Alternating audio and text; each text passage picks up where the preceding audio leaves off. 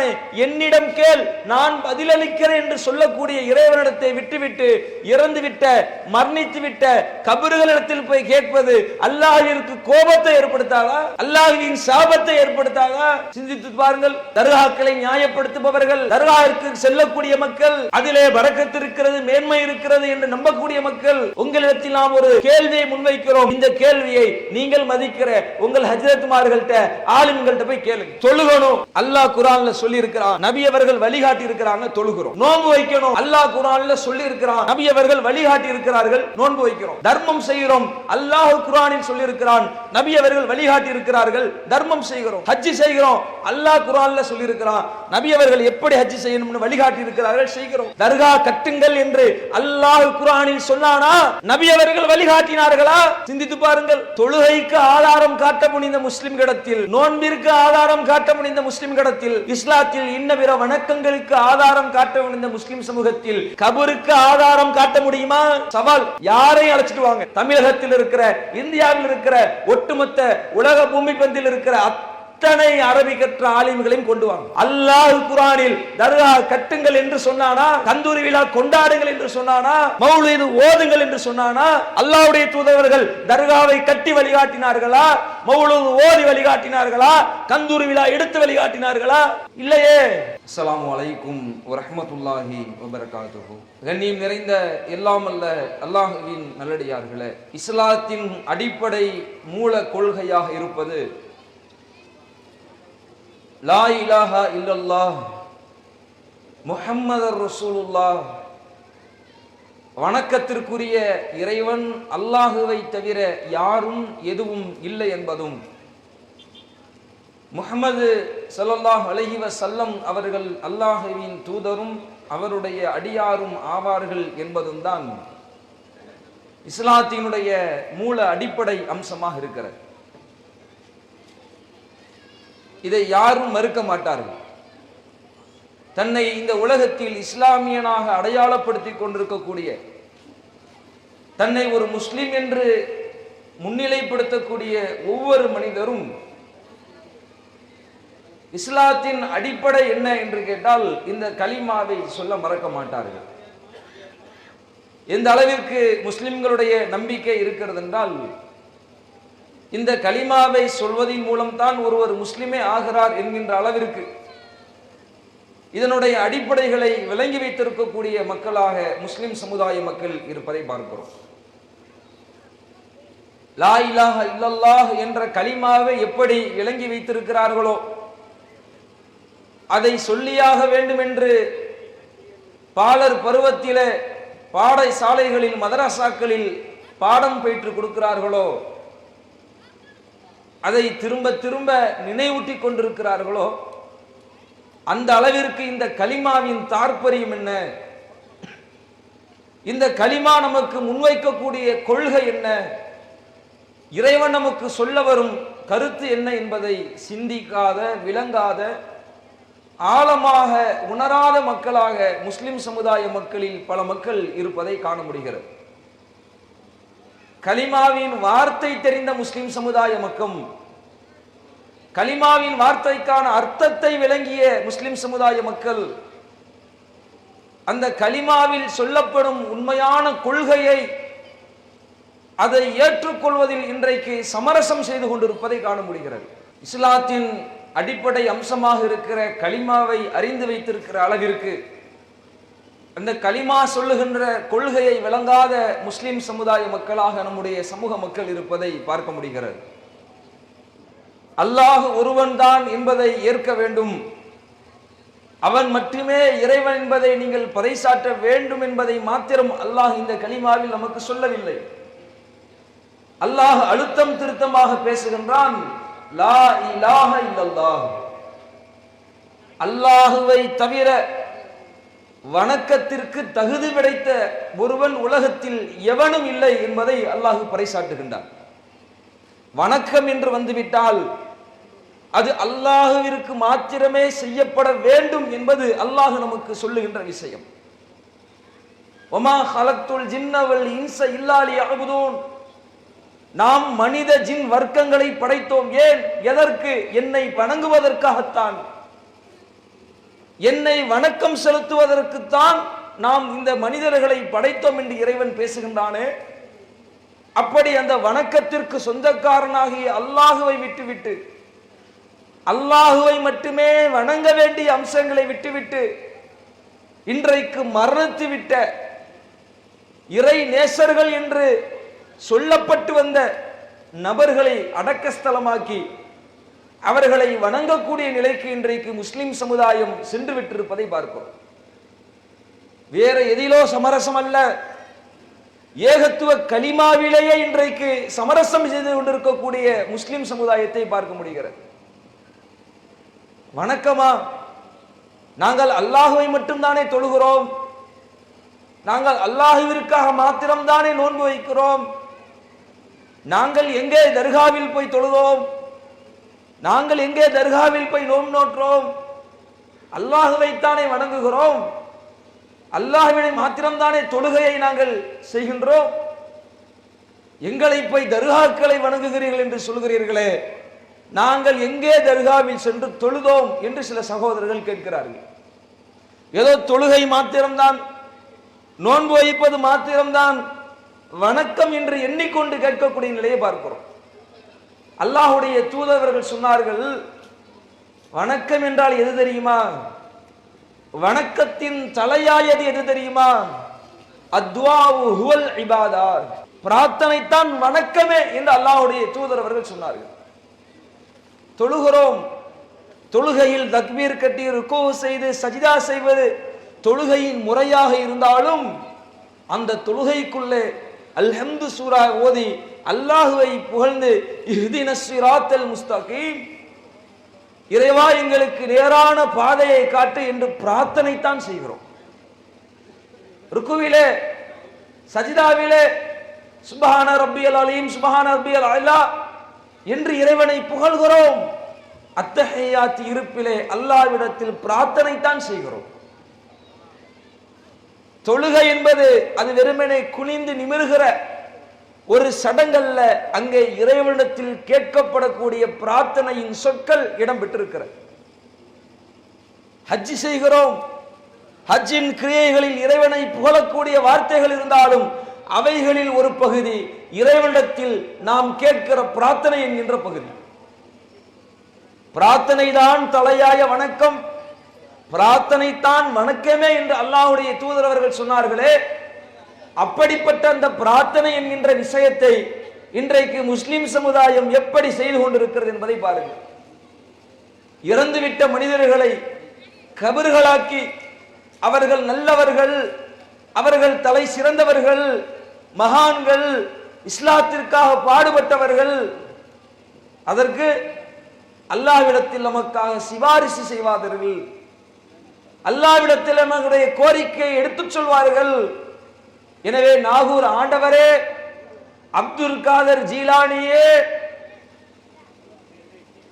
என்று கையேந்தி இறந்துவிட்ட மனிதர்களிடத்தில் பிரார்த்திக்கக்கூடிய மக்களை பார்க்கிறோம். அல்லாஹ்விற்கு மட்டுமே செய்ய வேண்டும் என்று சொன்ன வணக்கத்தை, பிரார்த்தனை தான் தலையாய வணக்கம் என்று அல்லாஹ்வுடைய தூதர் சொன்ன அந்த பிரதானமான வணக்கத்தை இறந்துவிட்ட மனிதர்களிடத்தில் போய் கேட்பதின் மூலம் அல்லாஹுவினுடைய நிலைக்கு நிகராக அந்த இறந்துவிட்ட மனிதர்களை கொண்டு போய் வைக்கிறார்கள். அவுலியாக்களை மதிக்கிறது தப்பா? அவுலியாக்களை கண்ணியப்படுத்துவது தப்பா? அவுலியாக்களை மேன்மைப்படுத்துவது தப்பா? தப்பில்லை. அவுலியாக்களை மதிக்கலாம், அவுலியாக்களை மேன்மைப்படுத்தலாம், அவுலியாக்களை சங்கைப்படுத்தலாம். யார் அவுலியா? யாருங்க அவுலியா? அவுலியான என்ன அர்த்தம்? நேசர்கள் என்று அர்த்தம். அவுலியா உல்லா, அல்லாஹ்வுடைய நேசர்கள். அல்லாஹ்வுடைய நேசர்கள் என்றால் அது யார் சொல்லணும்? நான் ஒருவரை விரும்புகிறேன், எனக்கு ஒருவர் மீது நேசம் இருக்கிறது, நான் இவர் மீது அன்பு வைத்திருக்கிறேன், இவர் மீது நேசம் வைத்திருக்கிறேன் என்று நீங்கள் சொல்ல முடியுமா? என்னுடைய உள்ளத்தில் இருப்பதை நான் வெளிப்படுத்தாமல், நான் சொல்லாமல் எனக்கு இவர் நேசத்திற்குரியவர் என்று நீங்கள் சொல்ல முடியுமா? சமகாலத்தில் வாழுகின்ற கண்ணுக்கு நேராக பார்க்கக்கூடிய மனிதர்களையே சொல்ல முடியாது என்றால், நீங்கள் குறிப்பிடுகிற அந்த புலவர் அவுலியாவா இருக்கட்டும், அப்துல் காதர் ஜீலானியா இருக்கட்டும், நாகூர் ஆண்டவர் என்று பெயர் வைத்து அழைக்கப்படக்கூடிய யாராக இருந்தாலும் அவர்கள் என்னுடைய நேசர்கள் என்று அல்லாஹ் சொன்னானா? படைத்த இறைவன் வந்து உங்களுக்கு சொன்னானா? நீங்கள் நேசிப்பவரையே நீங்கள் சொல்லாமல் மற்றவருக்கு தெரியாது என்றிருந்தால் அல்லாஹ் நேசிக்கிறான் என்று எதை வைத்து சொன்னீர்கள்? எந்த அடிப்படையில் சொன்னீர்கள்? அல்லாஹுவின் நேசர் என்று உங்களுக்கு உத்தரவாதம் அளித்தது யார்? சிந்தித்து பாருங்கள். 1000 கேள்விகள் தேவையே இல்லை. ஒரே ஒரு கேள்வி, ஒரே ஒரு ஒற்றை கேள்வி, அறிவுள்ள சிந்தனையுள்ள பகுத்தறிவுள்ள மக்கள் சிந்திப்பதற்கு போதுமான கேள்வி. நீங்கள் அவுலியாக்கள் இறை நேசர்கள் என்றீர்களே, அல்லாஹ் சொன்னானா இந்த அப்துல் காதர் ஜீலானியை, புலவர் அவுலியாவை, இந்த பாதுஷா நாயகத்தை நான் நேசிக்கிறேன் என்று அல்லாஹ் சொன்னானா? அவருடைய தூதராவது உங்களுக்கு வந்து சொன்னார்களா? யாரப்பா சொன்னா? சொன்னது யாரு தெரியாது. காலகாலமா தொண்டு தொட்டு வழக்கமா நாங்க செஞ்சுக்கிட்டு வரக்கூடிய ஒரு சடங்கு, ஒரு வழிமுறை என்பதுதான் உங்கள் வாயிலிருந்து வரும் பதிலாக இருக்குமே ஒழிய, இவர் அல்லாஹ்வின் நேசர் என்றால் அந்த நேசத்தை வெளிப்படுத்துவதற்கு சொந்தக்காரனாகிய அல்லாஹ் சொல்லாத ஒருவரை நீங்கள் எப்படி அவுலியா என்று தீர்மானித்தீர்கள்? அதற்கான அதிகாரத்தை உங்களுக்கு தந்தது யார்? கேட்டா சொல்லுவாங்க, அவர் இரவெல்லாம் நின்று வணங்கி இருக்கிறாரு, பல வருடங்கள் நோன்பு நோற்றிருக்கிறார், இந்த பகுதியில இந்த இஸ்லாத்தை மக்களுக்கு கொண்டு சேர்ப்பதற்காக பாடுபட்டிருக்கிறார், அதனால அவங்க அவுலியாக ஆகிவிட முடியுமா? சஹாபாக்களை விட அவர்கள் சிறந்த அவுலியாக்களா? ஒருவர் தொழுதார், நோன்பு வைத்தார், மார்க்கத்தை எடுத்து சொன்னார் என்ற காரணம், நாம் வெளிப்படையில் பார்க்கக்கூடிய காரணத்தை வைத்துக் கொண்டு அவரை அல்லாஹ் நேசிக்கிறான் என்று நாம் எப்படி சொல்ல முடியும்? தொழுதார்னா தொழுகையாளின்னு சொல்லுங்க, நோன்பு வச்சார்னா நோம்பாளின்னு சொல்லுங்க, தர்மம் செய்தார்னா தனவந்தர்னு சொல்லுங்க, நேசர்னு எப்படி சொல்ல முடிந்தது? வெளிப்படையில் தொழுகையையும் நோன்பையும் இன்ன பிற செயல்பாடுகளையும் வைத்து அவரை அல்லாஹ் நேசித்து விட்டான், அல்லாஹ்வின் நேசத்திற்குரியவர் என்று சொல்லுகின்ற அதிகாரத்தை உங்களுக்கு தந்தது யார்? சிந்தித்து பாருங்கள். நாளை மறுமையில் 3 சாரார் அல்லாஹ்விடத்தில் விசாரணைக்காக கொண்டு வரப்படுவார்கள். நபி மொழிகளில் இடம்பெற்றிருக்கக்கூடிய செய்தி. வந்த அல்லாஹ் கேட்பான், ஏன்பா உனக்கு நான் செல்வத்தை வாரி வழங்கினேனே, எனக்காக நீ என்ன செஞ்ச? இறைவா, நான் உன்னுடைய பாதையில் வாரி வழங்கினேன் என்று சொல்வார். மற்றொருவர் வருவார், உனக்கு திடகாத்திரமான உடல் உறுதியை கொடுத்திருந்தேனே, மன வலிமையை வழங்கியிருந்தேனே, எனக்காக நீ என்ன செய்தாய் என்று இறைவன் கேட்பார். அதற்கு அவர் பதில் சொல்வார், இறைவா, உன்னுடைய பாதையில் என்னுடைய உயிரை நாம் தியாகம் செய்து இருக்கிறேன் என்று சொல்வார். மற்றொருவர் வருவார், உனக்கு நான் மார்க்க ஞானத்தை கொடுத்தேனே, நான் கொடுத்த இந்த கல்வியை வைத்து நீ என்ன செய்தாய் என்று இறைவன் கேட்பான். இறைவா, உன்னுடைய மார்க்கத்தை மக்களுக்கு நான் பட்டி தொட்டி எங்கும் எட்டி வைத்தேன் என்று சொல்வார். சொன்ன உடனே, ஷா நீதான்ப்பா என் அவுலியா என்று அல்லாஹ் அரவணைத்துக் கொள்வான் என்று வருகிறதா? நபிமொழிகளை எடுத்து பாருங்கள், அதில் அல்லாஹ் பதிலளிப்பான், ஆம், நான் உனக்கு செல்வத்தை கொடுத்தேன், அந்த செல்வத்தை எனது பாதையில் நான் சொன்ன வழியில் நீ செய்தாய், ஆம் செய்தாய். நான் உனக்கு உடல் திடகாத்திரத்தை கொடுத்தேன், ஆரோக்கியத்தை கொடுத்தேன், என்னுடைய பாதையில் என்னுடைய இந்த மார்க்கத்திற்காக உன்னுடைய உயிரை கொடுத்தாய், ஆம் கொடுத்தாய்.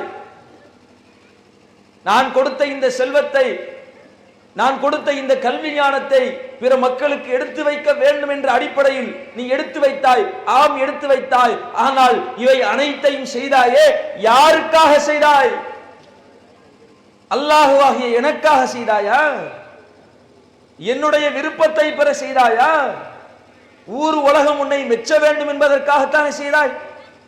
ஊர் உலகம் உன்னை போற்ற வேண்டும் என்று தானே செய்தாய், உன்னை புகழ வேண்டும் என்று தானே செய்தாய். உனக்கான போற்றுதலும் பெயரும் புகழும் உலகிலேயே கிடைத்து விட்டது, போடா நரகத்திற்கு என்று அல்லாஹ் நரகத்தில் தூக்கி வீசுவான் என்று அல்லாஹ்வுடைய தூதர் அவர்கள் சொல்கிறார்கள். உலகத்தில் எப்பேற்பட்ட தொழுகையாளியாக ஒருவர் காட்சியளித்திருந்தாலும், மார்க்கத்தை எத்தி வைக்கக்கூடிய நிலையில் ஒருவர் இருந்திருந்தாலும், தான தர்மங்களை அள்ளி வழங்கியிருந்தாலும், நம்முடைய பார்வையில் அவர் தனவந்தராக, மார்க்க பிரச்சாரகராக, அல்லாஹ்வின் பாதையில் உயிர் நீத்தவராக தெரியலாம். ஆனால் அவர் எதற்காக செய்தார், ஏன் செய்தார் என்கின்ற உள்ளத்தின் எண்ணத்தை அல்லாஹ் ஒருவன் மாத்திரமே அறிந்தவன். அந்த அவுலியாக்குடைய உள்ளத்தை நீங்க புலந்து பார்த்தீங்களா? அவர் அல்லாஹ்விற்காகத்தான் செய்தார் என்பது உங்களுக்கு தெரியுமா? இவ்வளவு தியாகம் செய்தவர்களும் கூட அல்லாஹ்வினுடைய அந்த மறுமை விசாரணையிலே அவர் இந்த உலகத்திற்காகத்தான் செய்தார், மக்களின் புகழ் மாலைகளுக்காகத்தான் செய்தார் என்று அவருடைய அனைத்து அமல்களும் அளிக்கப்பட்டு நரகத்தில் வீசப்படுவார் என்று அல்லாஹ்வுடைய தூதரவர்கள் நமக்கு பாடம் நடத்தி இருக்க, என்றோ ஒரு மனிதர் வாழ்ந்த காலத்திலே இந்த மார்க்கத்தை சொன்னாரு, பிரச்சாரம் பண்ணாரு.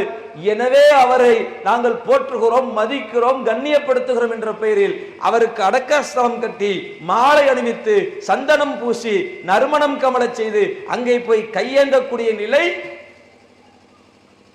அது இஸ்லாமா? இந்த நிலையைத்தான், இந்த வழிபாட்டு முறையைத்தான் லா இலாஹ இல்லல்லாஹ் சொல்கிறதா? இதைத்தான் கலிமாவாக இஸ்லாம் நமக்கு சொல்லி தருகிறதா? மக்கத்து முஸ்ரிக்கீன்கள் கூட அப்படி இல்லையங்க. அல்லாஹ் பேசுகின்றான்.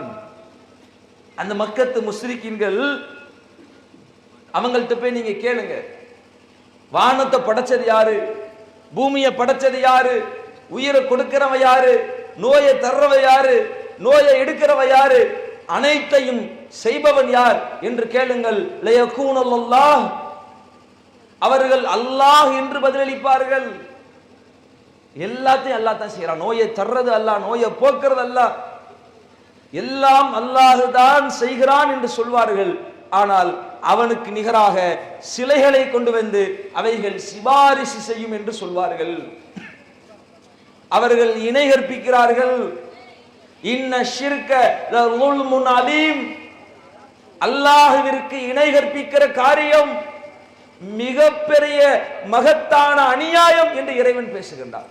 அல்லாஹ் அடியார்கள் செய்த எல்லா பாவங்களையும் மன்னிப்பான், அவனுக்கு இணை கற்பிக்கப்படுவதை அல்லாஹ் ஒருபோதும் மன்னிக்கவே மாட்டான் என்கிறானே. யார் இணை கற்பித்து விட்டார்களோ, இன்னஹு மை யுஷ்ரிக் பிஹி, யார் அல்லாஹ்விற்கு இணை கற்பித்து விட்டார்களோ அவர்களுக்கு அல்லாஹ் சொர்க்கத்தை ஹராமாக்கி விட்டான் என்று சொல்கிறானே. அல்லாஹ்விற்கு நிகராக இறந்து விட்டவர்களை கொண்டு போய் வைத்து அவர்களிடத்தில் கையேந்தினால், சமூகமே, என் அருமை தாய்மார்களே, என் அருமை சகோதரர்களே, அது அல்லாஹ்விற்கு இணை கற்பிக்கிற மாபாதக செயலில் உங்களை தள்ளிவிடும். அது உங்களுக்கு ஒருபொழுதும் நன்மை பயக்காது.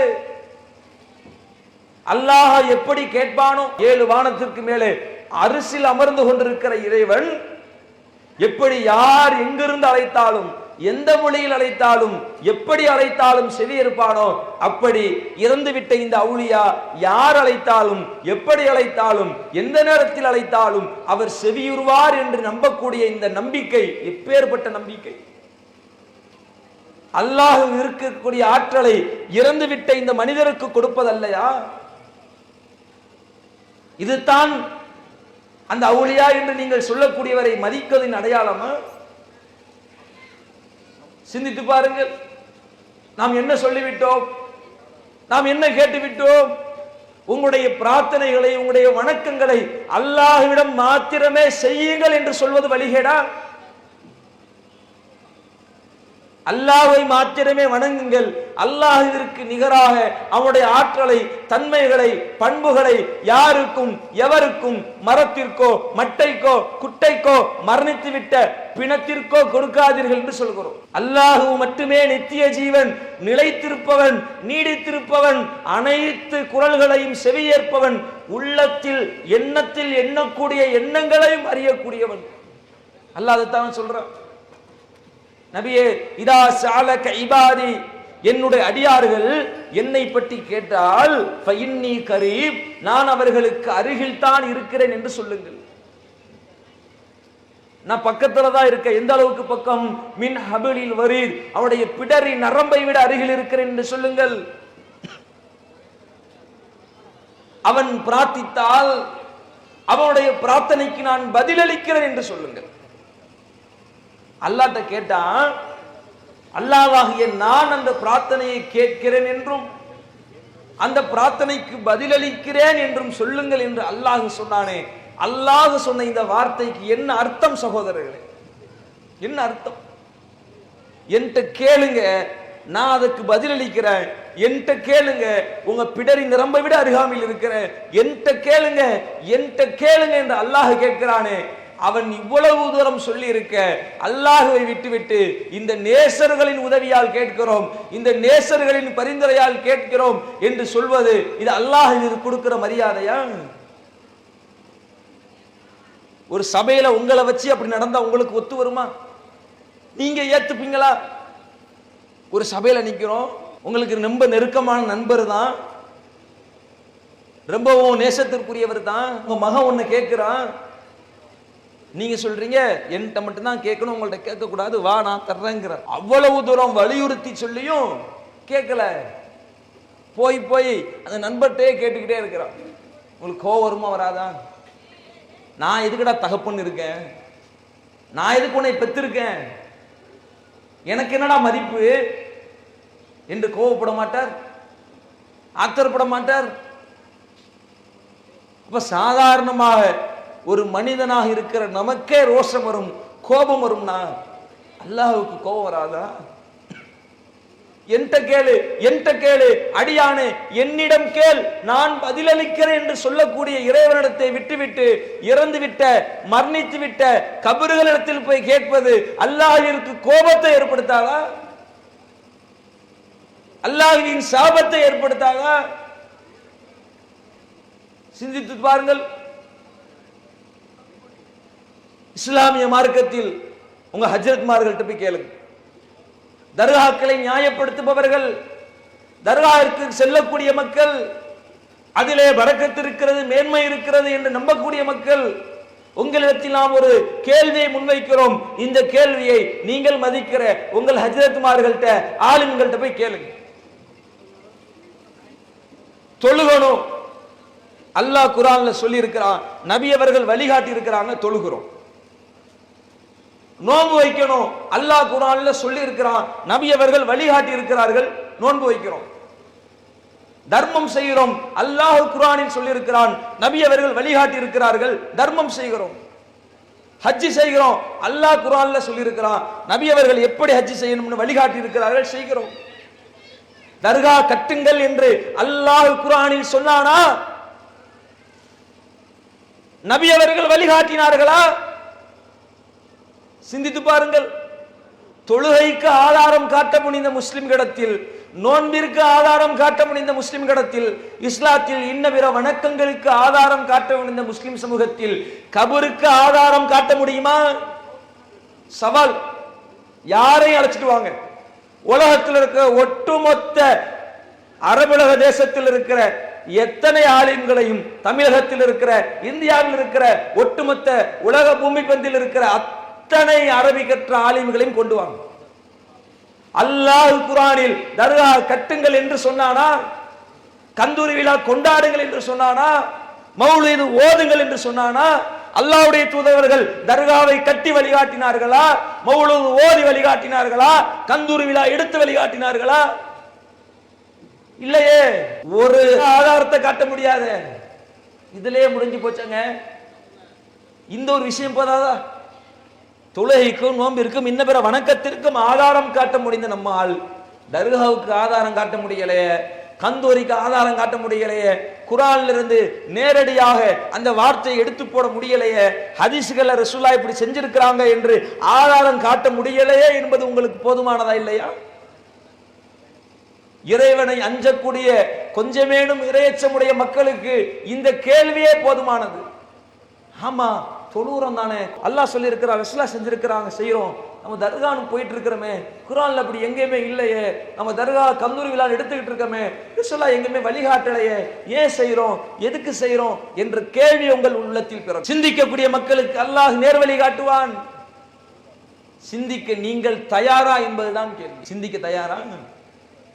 பல மக்கள் சிந்திப்பதற்கு தயார் இல்லை. சிந்திப்பது என்ன, நாம் சொல்லுகின்ற கருத்தை செவிதாழ்த்தி கேட்பதற்கு கூட தயார் இல்லை. அவர்கள் கொண்டிருக்கிற அந்த தர்காக்கள் மீது கொண்டிருக்கிற பக்தி அவர்களை கேட்க விடாமல் தடுக்கிறது, சிந்திக்க விடாமல் தடுக்கிறது. இறையச்சமுடைய மக்கள், மறுமையை நம்புகின்ற மக்கள், நரகம் சொர்க்கம் என்பது உண்மை என்று நம்புகிற மக்கள், அணு அளவேனும் உள்ளத்தில் இறையச்சம் உள்ள மக்கள் இதை சிந்திப்பார்களானால் இந்த தர்காவை விட்டு விலகி வருவார்கள். இல்லை இல்லை, விலகி வருவது மட்டுமல்ல, அதை கட்டிய அதை பூஜித்த அந்த மக்களே தம் கரத்தால் இடித்து தரமட்டமாக்குவார்கள். சிந்திக்கிறீர்களா என்பதுதான் கேள்வி. பல மக்களுடைய நிலை என்ன தெரியுமா? சர்தான் குர்ஆன்ல இல்லதாங்க, ஹதீஸ்ல இல்லதாங்க, ஆனா எங்க முன்னோர்கள் செஞ்சாங்க தாங்க, எங்க பாட்டம் முப்பாட்டம்லாம் தர்காவுக்கு போனான்லங்க, நாங்களும் போறோங்க. இது ஆதாரம்? குர்ஆன்ல இல்ல ஆதாரம், ஹதீஸ்ல இல்ல ஆதாரம். ஆதாரத்தை எங்க கொண்டு வர்றாங்க தெரியுதா? எங்க முன்னோர்கள் செஞ்சாங்க, எங்க பாட்டம் முப்பாட்டம் செஞ்சாங்க, எனவே நாங்க செய்யறோங்கிறான். அல்லாஹ் கேட்கிறான், உங்க முன்னோர்கள் எதையும் அறியாதவர்களாகவும் வலிதவறியவர்களாக இருந்தாலும் உங்க முன்னோர்களை நீங்க பின்பற்றுவீங்களா?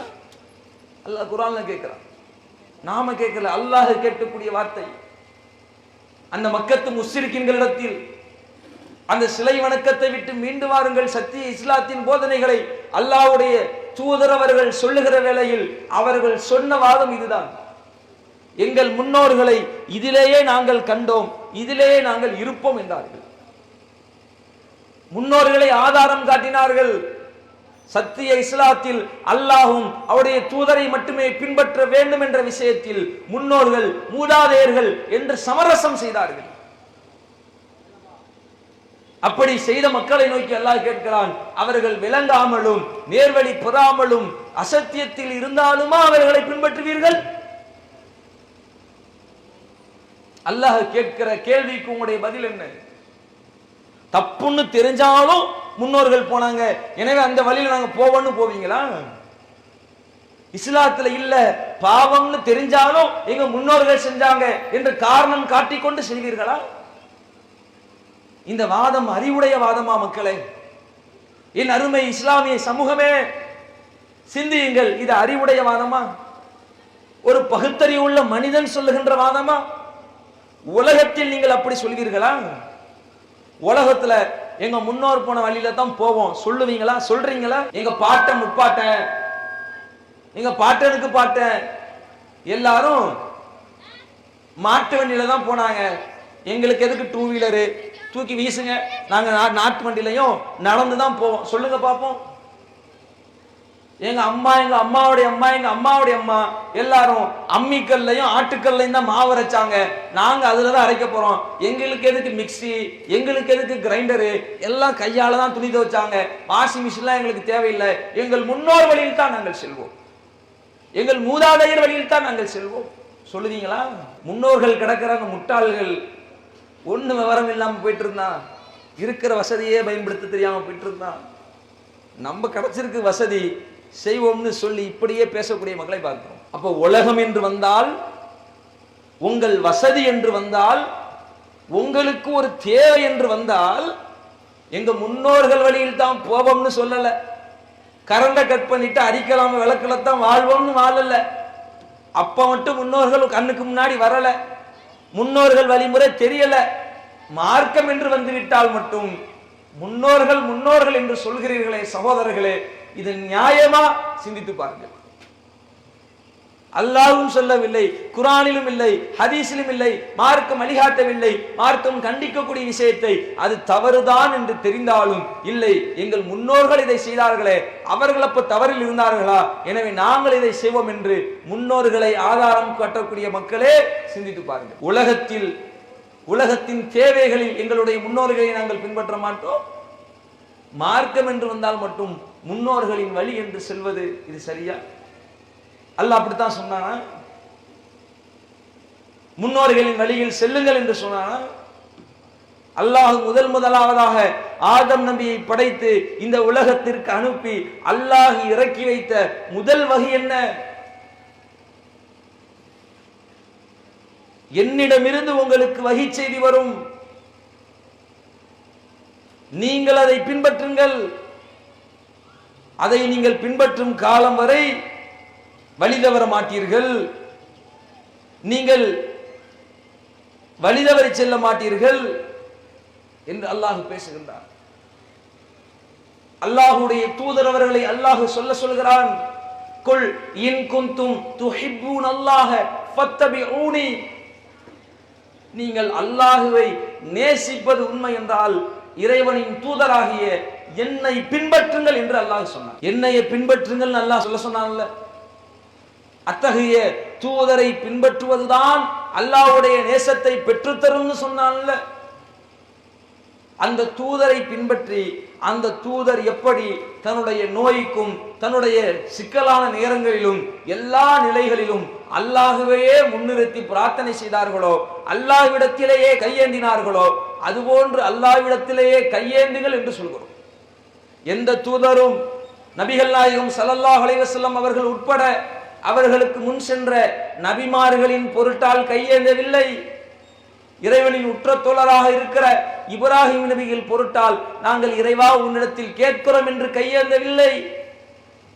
நபிகள் நாயகம் ஸல்லல்லாஹு அலைஹி வஸல்லம் அவர்கள் வாழ்ந்த காலகட்டத்தில் அவுலியாக்களுக்கெல்லாம் அவுலியா, அவுலியாக்களுக்கெல்லாம் அவுலியா, அல்லாஹ்வின் நேசர்கள் தான் இவர்கள் என்று அல்லாஹ்வே நேரடியாக சொன்ன நபிமார்கள், அந்த நபிமார்களுக்கு அல்லாஹ்வுடைய தூதரவர்கள் கபர் கட்டவில்லை, அங்கே தர்கா கட்டி விழா எடுக்கவில்லை. அப்ப அல்லாஹ்வுடைய தூதர் அவர்கள் இப்ராஹிம் நபியை நேசிக்கலையா? இப்ராஹிம் நபியை புறக்கணிச்சாங்களா? முன் சென்ற நபிமார்களை அவமதிச்சாங்களா? என்ன சொல்ல வருகிறீர்கள்? தர்கா கட்டாதீங்க, அது இஸ்லாத்துல இல்ல என்று சொன்னால் அவுலியாக்களை அவமதிக்கிறார்கள். வஹாபிகள் அவுலியாக்களை ஏற்றுகிறார்கள், பேசுகிறார்கள்.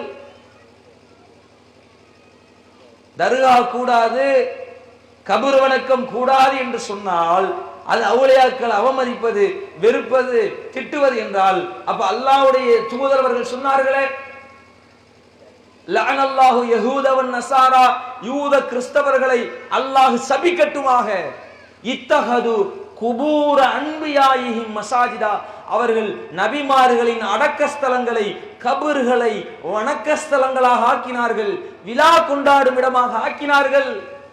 எனவே அவர்களை அல்லாஹ் சபிப்பானாக, அல்லாஹ்வுடைய சாபம் அவர்கள் மீது இறங்கட்டுமாக என்று சொன்னார்களே. யாருக்கு? நபிமார்களுக்கு. இவர்கள் என்னுடைய தூதர்கள் என்று அல்லாஹ் டிக்ளேர் செய்த, இந்த தூதர்கள் என்னுடைய நேசர்கள் என்று அல்லாஹ் உறுதி செய்த அந்த உத்தரவாதம் மிக்க நபிமார்களுக்கே தர்கா கட்டக்கூடாது, அப்படி கட்டி அங்கே விழா காலம் கொண்டாடிய அந்த யூத கிறிஸ்தவர்களை அல்லாஹ் சபிக்க வேண்டும், அல்லாஹ் நாசமாக்க வேண்டும் என்று சொன்ன தூதரினுடைய வழியை பின்பற்றக்கூடிய முஸ்லிம்கள், முஸ்லிம் சமுதாயத்தில் தர்கா எப்படி வந்தது? ரசூலுல்லாஹ் கட்டளை எங்க தர்கா? இப்ராஹிம் நபிக்கு தர்கா கட்டினாங்களா? முன் சென்ற பல நபிமார்களுக்கு தர்கா கட்டினாங்களா? அனைத்து கபர்களும் கபர்கள் தான். எந்த கபர்லையும் வித்தியாசம் கிடையாது. கேட்டா பாருங்க சகோதரர்களே, அல்லாஹ்வுடைய தூதருடைய கபரையும் அபூஜஹலுடைய கபரையும் ஒண்ணுங்கறாங்க பாவிகள். ரசூலுல்லாஹ்வுடைய கபரும் அபூஜஹலுடைய கபரும் ஒண்ணா? ரசூலுல்லாஹ்வுடைய கபரும் மேன்மை பொருந்தியது இல்லையா? மகத்துவம் பொருந்தியது இல்லையா என்று கூப்பாடு போடுகிறார்கள். ரசூலுல்லாஹ்வுடைய உடம்பு அறுத்தா தங்கம் வருமா? ரசூலுல்லாஹ்வுடைய இரத்தத்தில் தங்கம் வெளியேறுமா? ரத்தம் தானங்க வரும். உஹது போர்க்களத்தில் காவாய் பொருட்கள் உடைக்கப்பட்டு ரத்தம் வெளியேறி மயக்கமுற்றார்களே, ரத்தம் வந்துச்சா தங்கம் வந்துச்சா, என்ன வந்துச்சு? மனிதன் என்ற அடிப்படையில் அனைத்து பலவீனங்களும் அல்லாஹ்வுடைய தூதருக்கு இருக்கிறது. மனிதன் சாதாரணமாக ஒரு மனிதன் எப்படி சாப்பிடுவானோ அப்படி சாப்பிடுவார்கள், எப்படி மனம் ஜலம் கழிப்பானோ அப்படி மனஜலம் கழிப்பார்கள், எப்படி உறங்குவானோ உறங்கி விழிப்பானோ அப்படி உறங்குவார்கள், அப்படி விழிப்பார்கள். ஒவ்வொரு மனிதனுடைய உடம்பிலும் என்ன ஓடுகிறதோ அதுதான் ஓடும். எங்கே வித்தியாசம்? மார்க்கத்தை எடுத்துச் சொல்வதில், வகையை எடுத்துச் சொல்வதில், மார்க்க வழிகாட்டுதலை வழிகாட்டுவதில் அவர்கள் மேன்மை மிக்கவர்கள், அல்லாஹுவால் தேர்வு செய்யப்பட்டவர்கள், இந்த உம்மத்திற்கு வழிகாட்ட வந்த உத்தம தூதர். அங்குதான் வித்தியாசம். இதை தாண்டி ரசூலுல்லாஹ்வுடைய முடிக்கு மகத்துவம் இல்லை. இதை தாண்டி ரசூலுல்லாஹ்வுடைய உடைக்கு மகத்துவம் இல்லை. ரசூலுல்லாஹ்வுடைய வேறு எந்த அங்கங்களுக்கு மகத்துவம் இல்லை. அல்லாஹ் அப்படி எங்கேயும் சொல்லவும் இல்லை. அல்லாஹ்வுடைய தூதரவர்கள் அங்கு எப்படியும் வழிகாட்டவும் இல்லை. சில அற்புதங்களை செய்து காட்டினார்கள். அந்த அற்புதங்களிலும் மக்களை நம்ப வைப்பதற்காக, தான் தூதர்தான் என்று நிரூபிப்பதற்காக அல்லாஹுவின் அனுமதியினால் அவன் சொன்ன அடிப்படையில் சில அற்புதங்களை செய்து காட்டினார்கள். அவ்வளவுதான். அதை தாண்டி நம்மை போன்ற மனிதர்கள் அவ்வளவுதான். இதை புரிய வைக்கிறதுக்காக அடக்கம் பண்ணிட்டா மண்ணு தாங்க, கபரு தாங்க, அதுல வித்தியாசம் ஏது இல்லைங்கன்னு சொன்னா பாருங்க மக்களே, அபுஜஹலின் கபரும் அண்ணல் பெருமானார் கபரும் ஒண்ணுங்கிறாங்க அயோக்கியர்கள் என்று சொல்கிறார்கள். முட்டாள்கள் தான், மூடர்கள் தான் தவறான வாதங்களுக்கு திசை திரும்புவார்கள். சிந்திக்கிற மக்களுக்கு திசை திருப்புதல் ஈடுபடாது. காபத்துல்லாவை வணங்கினாலும் தப்பு, கழுதையை வணங்கினாலும் தப்பு.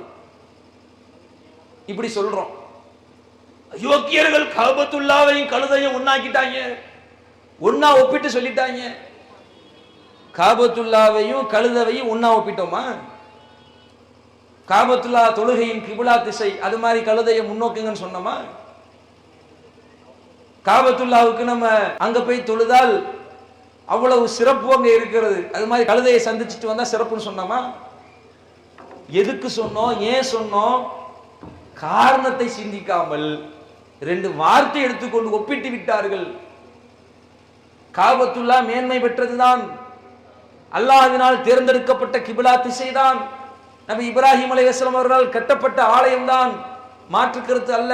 உலகத்தில் முதலாவதாக கட்டப்பட்ட ஆலயம்தான், மாற்று கருத்து அல்ல.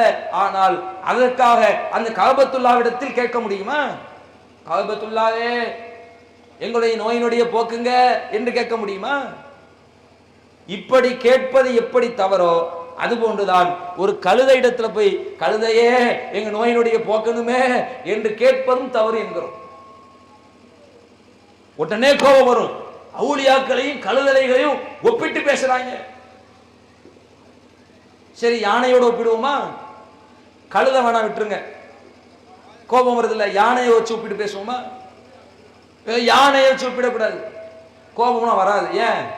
பொட்டல் புத்தூர்ல அவுளியா இருக்காருங்க, யானை அவுளியா. என்னடா யானை அவுளியா? யானை எதுவும் வளர்த்திருப்பார் போல இருக்கு, அதனால அவருக்கு பேரு யானை அவுளியான்னு வந்துருச்சான்னு பார்த்தா பாவிங்க, உயிரோடு இருந்த தர்கா ஊர்வலத்துல உலாவிக்கிட்டு வந்த அந்த யானை இருக்குல்ல, அந்த செத்து போன யானைக்கு கபரு கட்டி அந்த யானை அவுளியாக்கிட்டாங்க. பொட்டல் புத்தூர் போனீங்கன்னா பார்க்கலாம், யானை அவுளியா. காபத்துல்லா இடத்தில் போய் காபத்துல்லாவே என் நோயை போக்கு, என்னை குணமாக்குன்னு கேட்டா எப்படி தப்போ அதே மாதிரி தான் பொட்டல் புத்தூர்ல போய் அடக்கம் செய்யப்பட்ட ஐந்தறி உள்ள, தும்பிக்கை உள்ள, பெரிய உருவம் உள்ள, கருப்பான உருவம் உள்ள, உருண்ட சாணம் போடக்கூடிய, திண்டு விட்டு கழிக்கக்கூடிய, மரணிக்கக்கூடிய அந்த யானை இடத்தில் போய் கேட்டாலும் தப்பு தாங்கிறோம். இது புரியலையா உங்களுக்கு? சிந்தித்து பாருங்கள் சகோதரர்களே. உங்களை கோபப்படுத்தவில்லை, உங்களை எரிச்சலடைய செய்யவில்லை, உங்கள் மீது உள்ள அக்கறையில் பேசுகிறோம், உங்கள் மீது உள்ள கவலையில் பேசுகிறோம். என்ன கவலை? நாளை மறுமையில் சில முகங்கள் போட்டு புரட்டப்படும். அல்லாஹ் பேசுகிறான், யௌம துகல்லபு வுஜூஹும் ஃபின்னார். நாளை மறுமையில் சில முகங்கள் நரகில் போட்டு புரட்டப்படும்.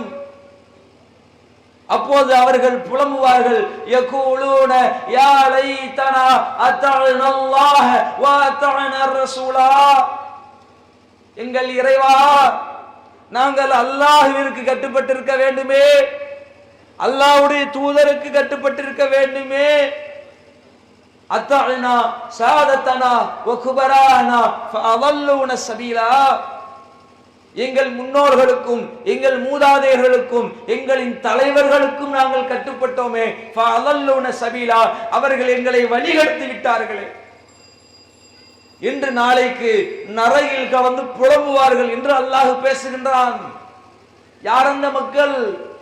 அல்லாஹும் அல்லாஹ்வுடைய தூதர் சொன்ன வழியிலும் வாருங்கள் என்று சொல்லப்பட்டால், எங்கள் முன்னோர்கள் எங்கள் மூதாதையர்கள் எந்த வழியில் சென்றார்களோ அந்த வழியிலேயே செல்வோம் என்று சொன்னார்களே, அந்த மக்களின் புலம்பல்கள் இப்படி இருக்கும் என்று இறைவன் எடுத்து காட்டுகின்றான். அந்த புலம்பலை புலம்பக்கூடிய மக்களில் ஒருவராக நீங்கள் இருந்துவிடக் கூடாதே. நம்மோடு பயணிக்கக்கூடிய, முகம் பார்க்கக்கூடிய நம்முடைய முஸ்லிம் சமுதாய மக்களாக இருக்கக்கூடிய, அண்ணன் தம்பிகளாக இருக்கக்கூடிய உங்களில் ஒருவர் ஆகிவிடக் கூடாதே என்கின்ற கவலையில் பேசுகிறோம். உங்க மேல கோபத்தில் பேசல, வெறுப்புல பேசல, உங்கள் மீது அக்கறையும் கவலையிலும் பேசிக்கொண்டு இருக்கிறோம். அல்லாஹ்விற்கு நிகராக இணையற்பிக்கக்கூடிய காரியங்களை இந்த சமுதாயத்தில் புகுத்தப்பட்டிருக்கக்கூடிய அனாச்சாரங்களுக்கு எதிராக பேசுகிறோம். உங்களுக்கு எதிராக பேசவில்லை, உங்களை வெறுப்படைய செய்ய வேண்டும் என்பது எங்கள் நோக்கம் அல்ல சகோதரர்களே. உங்களுடைய எண்ணம் சரியாக இருக்கிறது. உங்கள் எண்ணத்தை நான் குறை சொல்லவே இல்லை. சொர்க்கத்துக்கு போகணும், நம்ம நோய் குணமாகணும், நம்முடைய கஷ்டம் நீங்கணும், அல்லாஹ் அதுக்கு உதவி செய்யணும் நினைக்கிறீங்க, சரியாத்தான் நினைக்கிறீங்க. அந்த எண்ணம் உங்களுக்கு சரியாக இருக்கிறது, அதை குறை சொல்லவில்லை. ஆனால் அதை எப்படி வெளிப்படுத்த வேண்டுமோ, அது எப்படி செய்ய வேண்டுமோ அந்த மார்க்கம் காட்டிய வழியில் நீங்கள் செய்யவில்லை என்கிறோம். மௌலூது ஓதுறாங்க. மௌலூது எதுக்கு ஓதுறாங்க? அல்லாஹ்வினுடைய தூதர் மீது உள்ள நேசத்தினால நாங்க ஓதுறோம்னு சொல்றாங்க. அதை நம்ம குறை சொல்லவே இல்லை. உங்களுக்கு அல்லாஹ்வுடைய தூதருடைய நேசம் இருக்குதான்.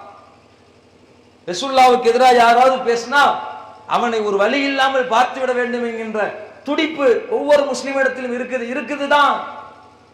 அல்லாஹ் குர்ஆனில் சொல்வதை போன்று அந்நபியு அவுலா பில் முஃமினீன மின் அன்ஃபுஸிஹிம், இந்த தூதர் உங்களின் உயிரை விட மேலானவர் என்று அல்லாஹ் சொல்வதை போன்று நம்முடைய உயிரை விட இந்த தூதரை நேசிக்கிறோம் தான், மாற்று கருத்து இல்லை. ஆனால் அந்த அல்லாஹ்வுடைய தூதரை நேசிக்கிறோம் என்ற எண்ணம் கொண்டிருக்கிற என்னுடைய சமுதாயம் அல்லாஹ்வுடைய தூதரை நேசத்தை வெளிப்படுத்த வேண்டிய விதத்தில் வெளிப்படுத்தவில்லை. அங்கேதான் நீங்கள் தவறு செய்து கொண்டிருக்கிறீர்கள். உங்கள் எண்ணம் தூய்மையானது, உங்கள் எண்ணம் பரிசுத்தமானது, இறை தூதரை கண்ணியப்படுத்த வேண்டும் என்கின்ற நோக்கம் தவறல்ல. அந்த நோக்கத்தை எப்படி வெளிப்படுத்த வேண்டும் என்று தெரியாமல் உங்களுக்கு தவறாக வழிகாட்டப்பட்ட அடிப்படையில் வழிகட்ட பாதையின் பக்கம் சென்று கொண்டிருக்கிறீர்கள் என்று சொல்கிறோம். பின்பற்று. ஒருவர் மீது நேசம் கொள்வதுனா என்ன? ஒருவர் மீது நேசம் கொள்வது என்பது அவரை நினைச்சு பாடுறதா? அவரை நினைச்சு பாடுவது நேசம் கொள்வதா ஆகுமா? அல்லது அவர் சொன்னபடி நடப்பதா? சிந்திச்சு பாருங்க. நெஞ்சத்துல கை வச்சு கேட்டு பாருங்க. ஒருவரை மதிக்கிறதுனா எதுங்க?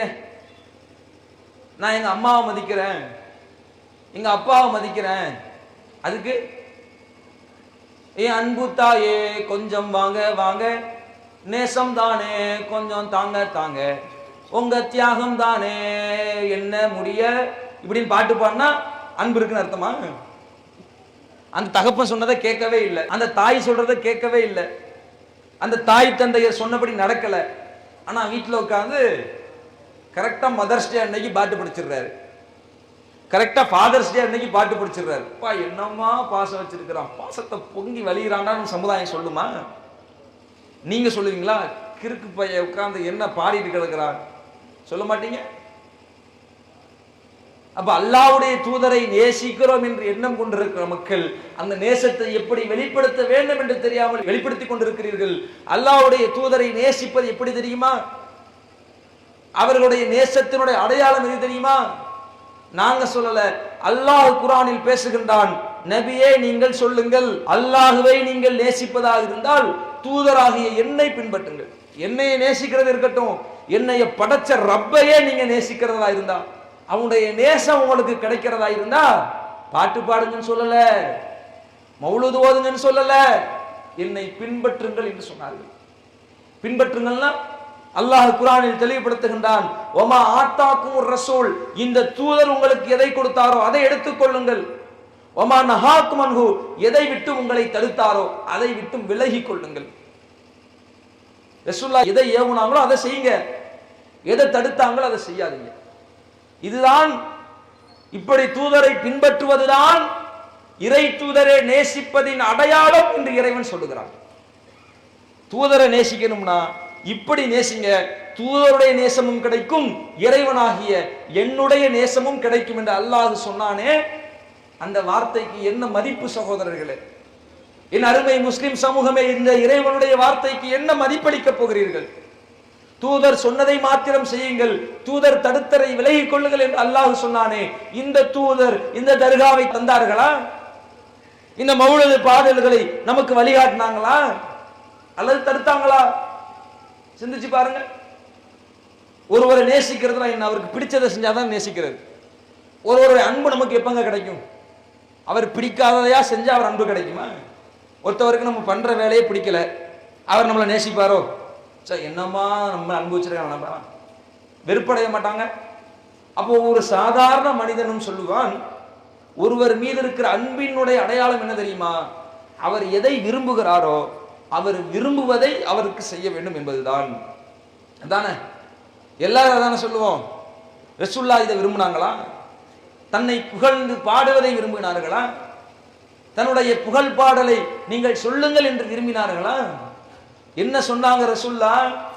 ஒரு மனிதர் வர்றார், அல்லாஹ்வுடைய தூதரிடத்தில் ஒரு சபைக்கு வர்றாங்க, வந்து பேசுறாங்க, யா முஹம்மத், முஹம்மதே, யா சையீதனா வபன சையீதினா, எங்களின் தலைவரே, தலைவரின் மகனே என்று கூப்பிடுறாங்க.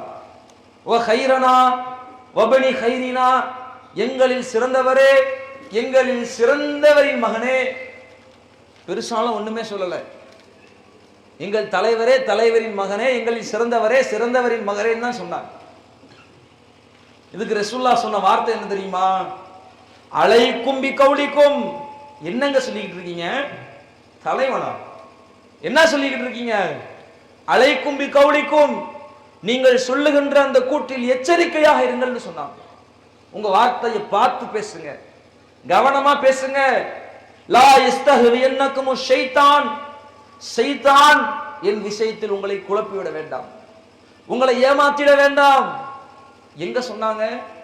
ரசூலுல்லாஹ்வை புகழக்கூடிய இடத்துல தலைவரே என்று ஒருவர் வந்து போட்டுறாரு, ஷைத்தான் உங்களை ஏமாத்திட வேணாம், என்னை புகழ்றங்கிற பேர்ல உங்களை வழிகெடுத்துற வேணாம், என்னை பத்தி நீங்க சொல்லணுமா, அன முஹம்மது இப்னு அப்துல்லா, அல்லாஹ்வுடைய அடிமை முஹம்மதுன்னு சொல்லுங்க, அப்துல்லாஹி வ ரசூலிஹி, அவனுடைய அடிமை அவனுடைய தூதர்னு சொல்லுங்க. சொல்லிட்டு சொன்னாங்க, வல்லாஹி வல்லாஹி, அல்லாஹ்வின் மீது ஆணையாக, மா உஹிப்பு ஃபௌக மன்சிலத்தல்லதி அன்ஸலனி அல்லாஹ், அல்லாஹ் எனக்கு என்று எந்த தகுதியை வைத்திருக்கிறானோ அதை மீறி என்னுடைய தகுதியை நீங்கள் உயர்த்துவதை நான் விரும்பவில்லை என்றார்கள். வல்லாஹி மா உஹிப்பு, நான் அதை விரும்பவே இல்லைன்னா, எனக்கு பிடிக்கலங்க. அல்லாஹ் எனக்குன்னு கொடுத்த தகுதி என்ன? ரசூல், அப்துல்லா அவனுடைய அடிமை, அவனுடைய தூதர், அவ்வளவுதான். அது மட்டும் சொல்லுங்க, அதை தாண்டி ஒரு வார்த்தையை கூட சொல்லிடாதீங்கன்னா. அதை நான் விரும்பலன்னாங்க, நான் விரும்பவே இல்லைன்னாங்க. தான் விரும்பவே இல்லை என்று சொன்ன தூதர் ரசூலுல்லாஹ் விரும்பாத அந்த விஷயங்களை, ரசூலுல்லாஹ் நாங்கள் புகழ்பாட போகிறோம் என்று படிக்கக்கூடிய இந்த பாடல்கள் ரசூலுல்லாஹ்வுடைய நேசத்தை பெற்று தருமா? ரசூலுல்லாஹ்வுடைய அன்பை பெற்று தருமா? ரசூலுல்லாஹ் பிடிக்காத, ரசூலுல்லாஹ் விரும்பாத ஒன்றை செஞ்சுதான் ரசூலுல்லாஹ்வுடைய அன்பை நீங்க பெற போறீங்களா? நாம் எனக்கு பிடிக்கவே பிடிக்காதுன்னு சொன்ன விஷயத்தை செஞ்சுதான் ரசூலுல்லாஹ்வுடைய அன்பை நீங்க நேசத்தை பெற போறீங்களா? சிந்திச்சு பாருங்கள். இது அல்லாஹ்வினுடைய தூதருடைய நேசத்தை பெற்று தராது, மாறாக இறை தூதர் தான் விரும்பவில்லை என்று சொன்ன இந்த விஷயத்தை செய்வதன் மூலம் இறை தூதரின் வெறுப்பைத்தான் நீங்கள் சம்பாதித்துக் கொண்டிருக்கிறீர்கள். சரி, ஒரு பேச்சுக்கு இது ரசூலுல்லாஹ்வுடைய புகழை பாடுகிற பாடல் வரிகள் என்று வைத்துக் கொண்டாலும் இதுல ரசூலுல்லாவை புகழக்கூடிய வார்த்தைகளா இருக்கிறது? ரசூலுல்லாவை மதிக்கக்கூடிய வார்த்தைகளா இருக்கிறது? இருக்கு, ஒரு 4 வார்த்தை இருக்கு. மீது ரசூலுல்லாவை அல்லாஹ்வின் நிலைக்கு உயர்த்தக்கூடிய, மேன்மைப்படுத்தக்கூடிய பெயரில் அல்லாஹ்வுக்கு நிகராக அல்லாஹ்வுடைய தூதரை கொண்டு போய் நிறுத்தக்கூடிய மிக மோசமான இணை வைப்பின் வரிகள் அங்கே பொதிந்து கிடக்கிறது. மௌலிதின் வரிகளை பாருங்கள். அஸ்ஸலாமு அலைக்க யா மாஹிய துனூப், அஸ்ஸலாமு அலைக்க யா ஜாலியல் குரூப். பாவங்களை அழிப்பவரே உன் மீது சலாம், கவலைகளை அகற்றுபவரே உன் மீது சலாம். அன்த கஃபாருல் ஹதாயா வத்துனூபில் முபிகாத். பாவங்களை எல்லாம் மன்னிப்பவரே, நீங்கள் தான் எங்கள் பாவங்களை அழித்தொழிக்கக்கூடிய பாவங்களை எல்லாம் மன்னிக்க வேண்டும். கஃபிரு அன்னி துனூபி வஅஃபுலி அன்னி அன் ஸய்யாத்தி. என்னில் நிகழும் பிழைகள் யாவையும் நீங்கள் மன்னித்தருள்வீரே. யார? அல்லாஹ்ட்ட கேட்கிறாங்களா? ரசூலுல்லாஹ்விடத்தில் கேட்கக்கூடிய வார்த்தை, எங்களுடைய பாவங்களை நீங்கள் தான் மன்னிக்க வேண்டும், எங்களுடைய பிழைகளை நீங்கள் தான் பொறுக்க வேண்டும் என்று அல்லாஹ்வுடைய தூதரவர்களை புகழ்கிறோம் என்ற பெயரில் அல்லாஹ்விற்கு நிகராக இறை தூதரை கொண்டு போய் நிறுத்துகிறார்கள். அல்லாஹ் கேட்கிறான், வமை யக்ஃபிர் துனூப இல்லல்லாஹ். அல்லாஹ்வை தவிர பாவத்தை மன்னிக்கிறவன் யாரடா இருக்கிறான்? நான் தான் பாவத்தை மன்னிப்பவன். பாவத்தை மன்னிக்கிற அதிகாரம் படைத்த, ஆற்றல் படைத்த இறைவன் நான் ஒருவன் மட்டும்தான். என்னை தவிர பாவத்தை மன்னிப்பவர் எவரும் இல்லை என்று அல்லாஹ் சொல்லி இருக்க, நாங்க செஞ்ச பாவத்துக்கெல்லாம், குற்றத்துக்கெல்லாம், பிழைக்கெல்லாம் நீங்க தான் எங்க பாவத்தை மன்னிக்கணும் ரசூலுல்லாவே என்று பாடல் படிப்பீர்கள் என்றால் இது ரசூலுல்லாவை புகழ்வதா? சிந்தித்து பாருங்கள். அடுத்து வரக்கூடிய வரியில பாருங்க. அஸ்ஸலாமு அலைக்க யா முபரிவு சகாம். நோய்களை குணமாக்குபவரே உன் மீது சலாம். யாமை யரூமுன் ஐமா பிஹுப்பிஹிக்கும் முகீமா வலவு தக்கூனு சகீமா லதைஹி புரு சகாம். நயீம் எனும் சுபனத்தை நாடுபவனே, நபியவர்களின் நேசத்தை பற்றி பிடித்துக் கொள். நீ நோயாளியாக இருந்தால் உன் நோய்க்கான நிவாரணம் இந்த தூதரிடத்தில் தான் இருக்கிறது. நோய் வந்துருச்சா? நோய் குணமாவணுமா? அதற்கான நிவாரணம் யார்கிட்ட இருக்கு தெரியுமா? அல்லாஹ்ட்ட இருக்குன்னு சொல்லல, ரசூலுல்லாவே உங்கள்கிட்ட தான் இருக்கு. அல்லாஹ்வுடைய தூதர் நபி இப்ராஹிம் அலைஹிஸ்ஸலாம் அவர்கள் சொன்ன வார்த்தை என்ன தெரியுமா? வைதா மரில்து ஃபஹுவ யஷ்ஃபீன். நான் நோய்வாய்ப்பட்டு விட்டால் அல்லாஹ் தான் எனக்கு நிவாரணம் அளிக்கிறான் என்று சொன்னார்கள். அல்லாஹ்வுடைய தூதர் அவர்கள் நமக்கு கற்றுத்தந்தார்கள், பிரார்த்தனையாக நமக்கு சொல்லி தந்தார்கள். அல்லாஹும்ம ரப்பன் நாசி அதிஹிபில் பஅஸ இஸ்பி வஅன்த ஷாஃபி லா ஷிஃபா இல்லா ஷிஃபாஉக. அகிலங்களின் இரட்சகா, நீதான் துன்பங்களை போக்குபவன், நோய்களை குணமாக்குபவன், உன்னை தவிர நோய்களுக்கு நிவாரணம் தருபவன் எவனும் இல்லை என்றார்கள். ரசூலுல்லாவே தன்னுடைய நோய்க்கு அல்லாஹ்விடத்தில் தான் கையேந்தினாங்க. நபி இப்ராஹிம் அலைஹிஸ்ஸலாம் அவர்கள் அல்லாஹ்விடத்தில் தான் கையேந்தினார்கள். ரசூலுல்லாஹ் தனக்கு ஏற்பட்ட நோய்க்கு, இப்ராஹிம் நபியே உங்கள் பொருட்டால் நோய்க்கு நிவாரணம் தாருங்கள் என்று அல்லாஹ்ட்ட கேட்டாங்களா? அல்லது நான் தான் கேட்கல, நீங்களாவது கேளுங்கன்னு நபித்தோழர்களுக்கு சொல்லி அந்த நபித்தோழர்கள் கேட்டார்களா? இல்லையே. அல்லாஹ்விடத்தில் தான் நம்முடைய நோய்க்கான நிவாரணம் இருக்கிறது என்று அல்லாஹ் பல இடங்களில் சொல்லி இருக்க, அல்லாஹ்வின் தூதரே நீங்கள் தான் எங்கள் நோய்களை குணமாக்குவீர்கள் என்று கேட்பது எவ்வளவு பெரிய அபத்தம் இது! எவ்வளவு பெரிய மோசமான வார்த்தை இது! இந்த ஒன்று ரெண்டா?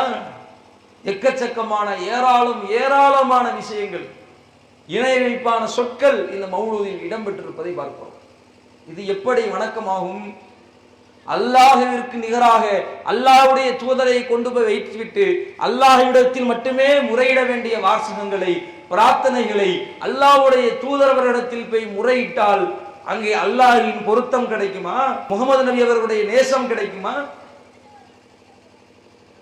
அல்லாஹ்வின் சாபம் தான் கிடைக்கும். சகோதரர்களே, இந்த மௌலிதுல அரபில பாடிக்கிட்டு இருக்கிறாங்க, ஏதோ கேட்கறதுக்கு இனிமையா இருக்கு, கேட்க நல்லா இருக்கு என்ற நிலையில் அதை கேட்டுக்கொண்டிருக்கிறார்கள்.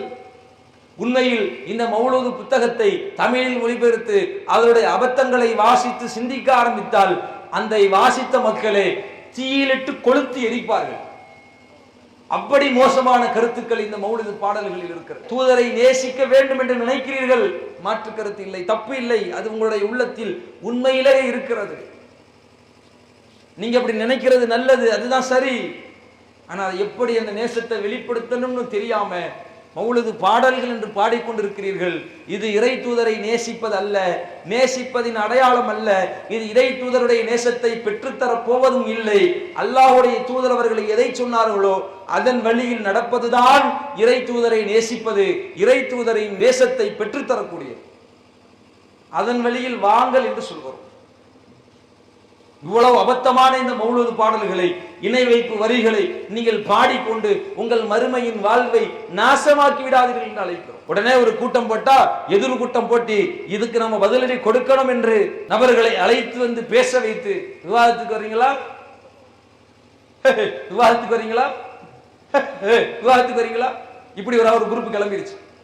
ஊரா போய் சிரிச்சுக்கிட்டே வாங்க விவாதிச்சுக்குவாங்க. விவாதத்துக்கு ஒரு திராணி இருக்கா, தைரியம் இருக்கா? திராணியையும் தைரியத்தையும் எத்தனையோ தடவை நிரூபிச்சாச்சு.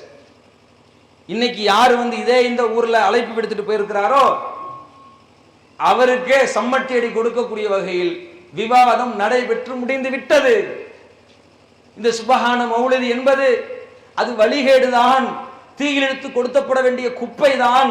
அது இஸ்லாத்திற்கும் அதற்கும் சம்பந்தம் இல்லை, அது மார்க்கம் இல்லை, நபியவர்கள் வழிகாட்டவில்லை. யாரோ எவரோ எழுதி வைத்த ஒரு குப்பை தான் அது என்பதை ஆல்ரெடி விவாதத்தில் பேசியாச்சு. யாரோ ஒரு கூப்பிட்டு வந்து மீட்டிங் போட நினைக்கிறாங்களோ அந்த சகோதரர்கள் அந்த சீடியை கொடுங்க, முடிஞ்சா ஊரு ஃபுல்லா டிஸ்ட்ரிபியூட் பண்ணுங்க. தெரியும் தைரியம் இருக்கா, திராணி இருக்கா என்று கேட்டவர்களுடைய முகத்திரை எப்படி நாறு நாராக தாறு தாராக கிழிக்கப்பட்டது என்பது தெரியும். இந்த மௌலிதில் எவ்வளவு அபத்தங்கள் இருக்கிறது, மோசங்கள் இருக்கிறது, இணை வைப்பு சொற்கள் இருக்கிறது, இஸ்லாத்திற்கும் இதற்கும் எல்லளவும் சம்பந்தம் இல்லை என்பதை ஏற்கனவே விவாதத்தில் நிரூபிச்சாச்சு. திரும்பவும் விவாதத்துக்கு வேணா என்ன, ஓட்டப்பந்தயத்துக்கு வர்றா, இதுக்கு திருப்பி ஏற்கனவே ஒரு ஓட்டப்பந்தயம் நடத்தி முடிச்சாச்சு, திரும்பி ஓட்டப்பந்தயத்துக்கு வர்றியா வர்றியான்னு யாரு கூப்பிடுவா? தோத்து போனவன் தான் கூப்பிடுவான். வர்றியா, திரும்ப தோத்துட்டோம், திரும்ப ஒரு தடவை ஜெயிக்கிறதுக்கு முயற்சி பண்ணுவோன்னு கூப்பிடுவான். தோத்து போயிட்டேன்னு ஒத்துக்கிறிய, சரி ஒத்துக்கிட்டா சரிதான். செத்த பாம்பை நாங்க அடிக்கிறது இல்லை. இந்த விவாத அறை ஊழல் விட்டு கொண்டு தெரியக்கூடிய இது போன்ற பூச்சாண்டி காட்டிக்கொண்டு பாமர மக்களிடத்தில் அந்த விவாதங்கள் சென்று சேராத மக்களிடத்தில் தன்னை ஒரு பெரிய ஆள் மாதிரி காட்டிக்கிறதுக்காக விவாத சவடால் விடக்கூடியவர்கள் ஆல்ரெடி விவாதம் நடத்தி அவங்க முகத்திரையை கிழிச்சாச்சு.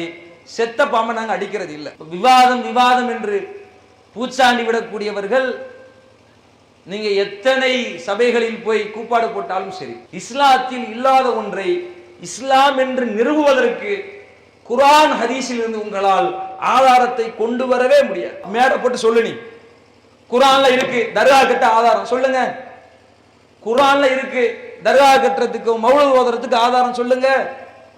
ஹதீஸ்ல இருக்கிற ரசூலா தர்கா கட்டி இருக்கிறாங்க காட்டுங்க, ஹதீஸ்ல இருக்கிற ரசூலா மௌலூத் ஓதி இருக்கிறாங்க காட்டுங்கப்பா. எதுக்குப்பா விவாதம்?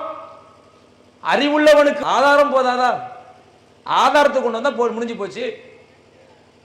நோட்டீஸ் போட்டு கொடுங்க, குர்ஆன்ல இருக்கு, இந்த வசனத்துல இருக்கு, ஹதீஸ்ல இருக்கிற ரசூலா இப்படி தர்கா கட்டி இருக்கிறாங்க, இந்த நபிக்கு தர்கா கட்டினாங்க, இந்த நேசருக்கு தர்கா கட்டினாங்க, இந்த மௌலூது பாடல பாடினாங்க, காட்டுங்க.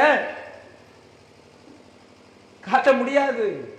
தங்களுடைய வயிறு படைப்பதற்கும் தங்களுடைய நிலையை உயர்த்தி கொள்வதற்கும் தங்களுடைய எஜமான் தங்களுடைய தலைவர் அவருடைய இடத்தை எட்டி பிடிப்பதற்காக பாடுபட்டு கொண்டிருக்கக்கூடிய இது போன்ற நபர்கள் ஊர் ஊரா போய் என்ன பேசினாலும் சிந்திக்கக்கூடிய மக்களிடத்தில் அது எடுபட போவதே இல்லை. திரும்பவும் சொல்லுகிறோம், ஆழமாக சொல்லுகிறோம், அழுத்தம் திருத்தமாக சொல்லுகிறோம், உங்களை தமிழ்நாடு தௌஹீத் ஜமாத்துக்கு பின்னாடி வாங்கன்னு கூப்பிடல.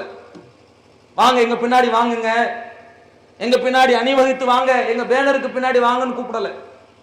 தௌஹீத் ஜமாத்தை தூக்கி தூர போடுங்க, எங்கள் பின்னாடி வாருங்கள் என்று உங்களை நாங்கள் அழைக்கவே இல்லை சகோதரர்களே.